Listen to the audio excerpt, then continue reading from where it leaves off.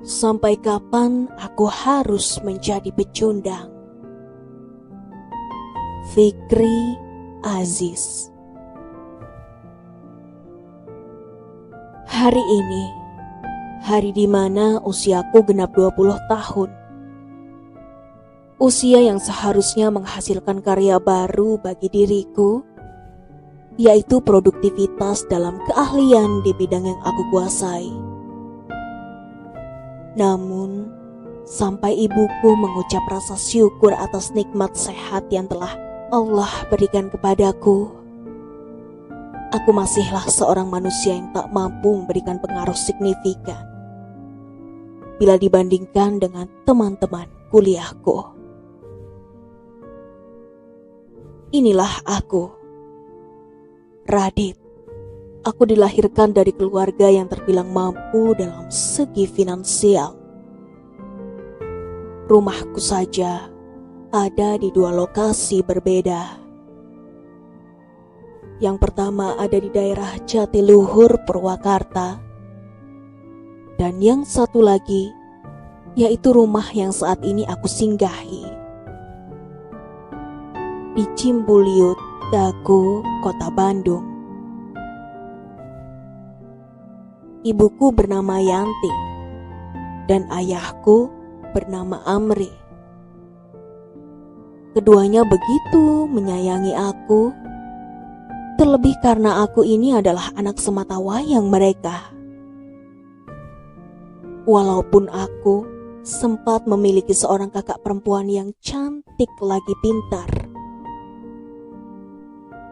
namun sejak aku berusia 12 tahun, kakakku yang bernama Rasti pergi meninggalkan kami untuk selama-lamanya.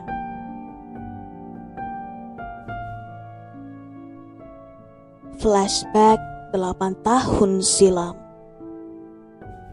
Pada saat itu, kakakku Rasti berniat pergi ke Jerman untuk melanjutkan studi S2-nya di bidang sastra di Universitas Munich. Dan di waktu yang sama, dia berhasil mendapatkan beasiswa untuk pergi ke sana. Setelah persiapan matang yang dia lakukan, dan kedua orang tua, yaitu ayah dan ibuku juga merestui kepergiannya, hal yang tak pernah kami duga-duga akhirnya terjadi. Tragedi duka menyelimuti keheningan malam sekitar pukul 23 waktu Indonesia Barat di rumahku. Telepon berdering keras. Ayahku mengangkatnya dengan kondisi setengah sadar. Sedangkan aku terbangunkan oleh ayahku di atas ranjang di dalam kamar. Halo, dengan siapa ya? Malam-malam gini kok telepon?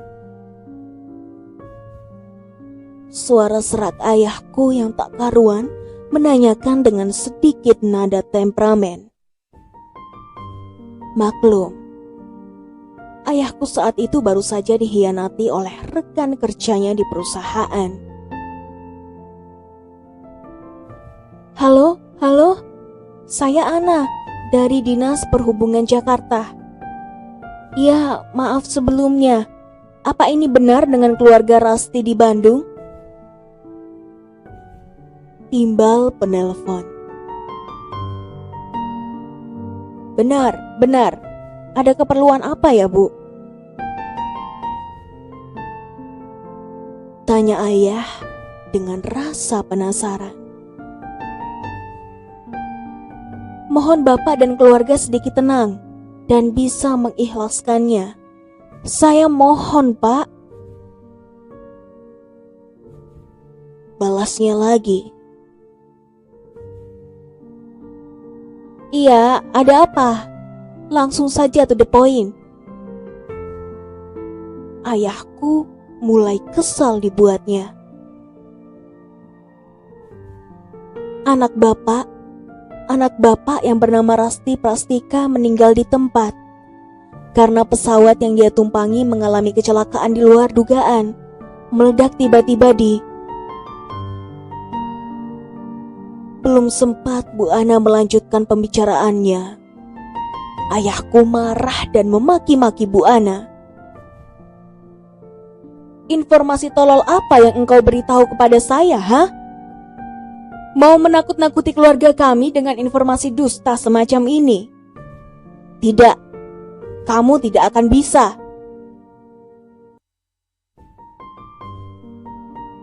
Mungkin Bapak tak percaya dengan apa yang saya katakan.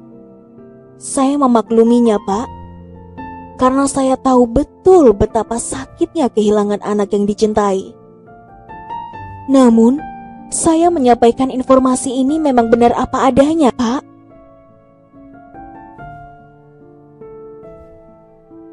Jawab perempuan yang juga pernah mengalami kejadian serupa 2 tahun silam, yaitu ketika anak laki-lakinya yang hendak pulang dari Kairo, Mesir ke Indonesia. Wanita tersebut lalu menambahkan, dulu saya pun mengalami hal yang serupa dengan yang Bapak alami. Dan saya pun bersikap keras kepada orang yang menelpon saya berkata demikian.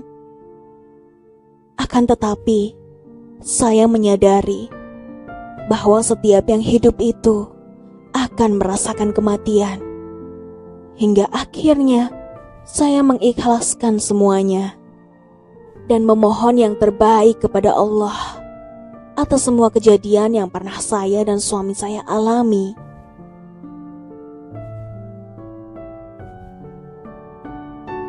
Ayahku menangis terseduh-seduh mendengar anak perempuannya lebih dulu meninggalkan dirinya. Kenapa? Kenapa semua ini terjadi?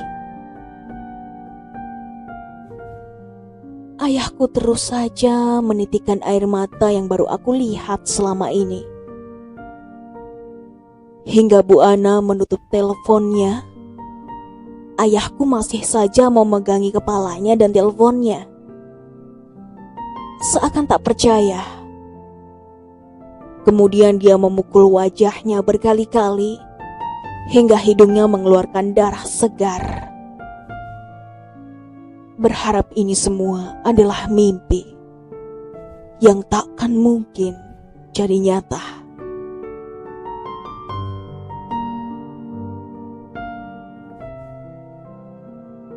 Aku ragu dengan potensiku, sedih dan takut jika aku harus kembali membayangkan masa laluku. Kakakku yang memiliki kemampuan di atas rata-rata orang sebayanya harus pergi terlebih dahulu meninggalkan kami dalam kondisi kami yang sebelumnya berharap dia akan menjadi lulusan salah satu universitas terbaik di Eropa dengan gelar masternya. Kini sudah 8 tahun berlalu semenjak tragedi itu. Aku terus merasakan keresahan menghantui aktivitas yang aku lakukan. Ragu akan potensi yang ada dalam diriku. Aku takut. Aku ragu dengan potensiku dan sulit untuk mengeksplornya. Manakala harus mengaitkannya dengan tragedi pesawat meledak yang melanda keluarga kami dan keluarga orang lain yang sama-sama mengalaminya. Aku ragu jika aku terus berusaha menjadikan diriku ini seperti kakakku dulu. Nasib yang sama akan menimpaku. Dalam benakku selalu muncul kalimat, jika aku berhasil dalam menuntut ilmu dan berusaha melanjutkannya ke Eropa, mungkin nasibku sepertinya akan sama dengan kakakku Rasti. Dan itu semua tidak mungkin aku lakukan, karena aku sangat mencintai kedua orang tuaku. Aku tak mau mereka kehilangan buah hatinya untuk kedua kalinya. Itulah yang membuatku lemah. Semua itu yang membuat potensiku selalu kalah dengan teman-temanku sejak di SMP sampai hari ini, yaitu tahun keduaku di perkuliahan swasta di kota Bandung. Bukannya aku tak mau menjadi pribadi yang lebih berguna, dan bukannya aku tidak mau melanjutkan studi ke universitas luar negeri. Tapi aku sengaja agar diri ini tak mampu mengeluarkan kemampuan yang diberikan penciptaku, hanya untuk melihat orang tuaku selamanya ada di dekatku. Dan aku tak mau semua kenangan masa lalu itu terulang kembali menghampiri mereka. Biarkanlah aku terus seperti ini. Biarkanlah kedua orang tuaku melihatku sampai akhir hayatnya. Aku mencintai mereka. Walau dalam hati, sebenarnya aku terus menanyakan sampai kapan kau Radit harus seperti ini. Biar saja aku menjadi pecundang yang takut akan kehilangan kedua orang tuaku. Daripada aku harus sukses dan membanggakan mereka, namun hanya sesaat. Aku tak ingin kedua orang tuaku bersedih dalam kesehariannya. Apabila aku bernasib sama dengan kakakku. Ayah dan ibuku, biarlah mereka terus menebar senyumnya setiap hari ketika aku berangkat dan pulang kuliah. Akulah orang yang ada dalam keseharian mereka, dan aku tak mau membuat air mata kedua orang tuaku menetes lagi. Karena satu hal yang sama sekali tidak mereka harapkan, yaitu kematianku.